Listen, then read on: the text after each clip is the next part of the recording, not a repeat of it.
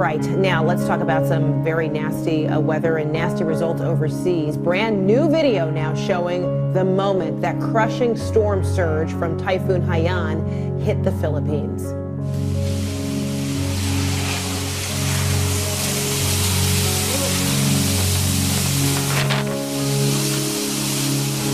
Incredible storm surge. You heard from a lot of victims there who said they thought it was a tsunami. At least the effects are very much like a tsunami. And that video shows exactly why many people felt that way. Houses destroyed, everything in its path.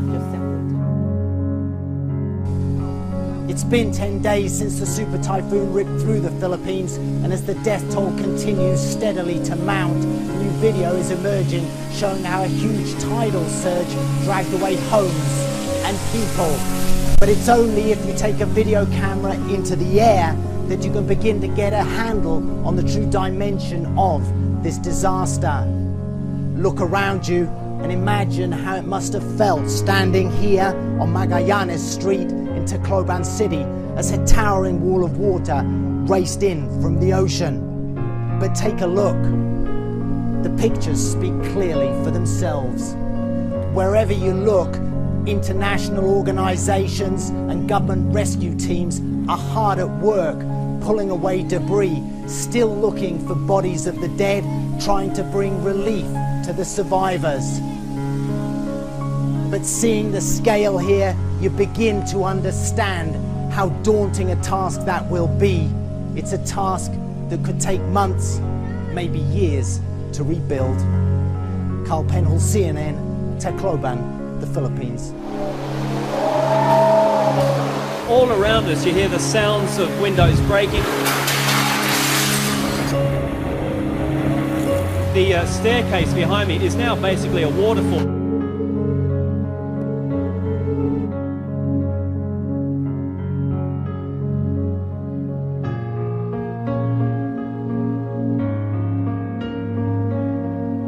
Reach the second story. I cannot say anything yet. Still in shock. I'm so sorry. I am the only survivor of the family, and I want to know them if they are still alive. This is really, really like bad, worse than hell. Worse than hell. Many say hope is all they can hold on to. Well, hello there, Canada. This is John Perks here with Be a Hero, live at just 4 hours north of Cebu, past Bogo City on the island. This is where the typhoon hit and devastated these small villages. We just received about 1,000 people, got rice and water today. They were out for about 4 days, looks like, after talking to a few people here. So we just arrived on site. We're rebuilding some of the homes in the city. You can see the crowds of people behind me. I just stepped out a bit to get some fresh air and get a place for you to see, and we can talk for a bit.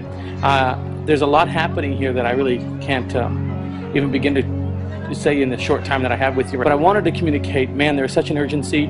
We want to do a couple more of these feedings. We want to go to a few more remote villages that haven't been helped yet. But we need your help, and we need it by Sunday PM so we can go out and buy the food. If you log on to www.mychristmashero.com, or you visit us or call our office at Be a Hero. If you forward this to your friends on Facebook and pass this word on, there's children here that are literally have no food and we've been working with. So your help is much appreciated to help feed them and clothe them. Kids with no shoes and kids here in Bogo, there was 14 deaths this past 2 days of children starving. So your help is urgent and it's needed. It's about $3 a bag for rice, some canned meat, and some fresh water for them. And listen, if we can get 1,000 people doing that, we can feed another 1,000 people again. These bags last in about 3 days. So your help is always needed. It's much appreciated. Thank you for sewing into this project. If you already have, it's about 4:35 here, and I'll give you another update some point this evening. But I wanted to give you a live update from the field. And what's happening here in Bogo is truly a crisis and a nightmare. Your prayers are appreciated. Pray for the people, pray for the small communities that the Red Cross hasn't come to yet, and they're focused on Tacloban, the island, and this northern part of Cebu is actually untouched. So your help is needed, devastation has occurred, and let's do it, Be Hero. Let's be some heroes. Let's rescue some kids here, let's rescue some families, and together this Christmas let's bring some hope in the very darkest of situations. I just want to thank you again, and I look forward to talking to you tomorrow. Good night.